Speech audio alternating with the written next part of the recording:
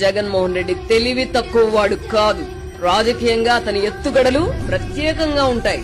11 సీట్లకు మాత్రమే పరిమితమైన అధికార పక్షంలో ఉన్న వారిని భయపెట్టే మార్గాన్ని జగన్మోహన్ రెడ్డి ఎంచుకున్నారు. ఆయా రాజకీయ పార్టీల నాయకులు, కార్యకర్తల్లో అతనంటే వణుకు ఏర్పడుతోంది. మళ్లీ జగన్ అధికారంలోకి వస్తే అన్న భయం ప్రస్తుతం అధికారంలో ఉన్న కూటమి నేతల్లో కూడా ఇలాంటి భయాందోళనలు ఉండడం ఆశ్చర్యంగా ఉంది. రాష్ట్రంలో కూటమి ప్రభుత్వం అధికారంలో ఉందా లేక జగన్మోహన్ రెడ్డి అధికారంలో ఉన్నారా అని తెలుగుదేశం కార్యకర్తలు ప్రశ్నించే వరకు పరిస్థితి వెళ్లింది. అధికారంలో ఉన్నప్పుడే కాదు, ప్రతిపక్షంలో, అది కూడా 11 సీట్లకు పరిమితమై కూడా భయపెట్టగలగడం అతని ప్రత్యేకత.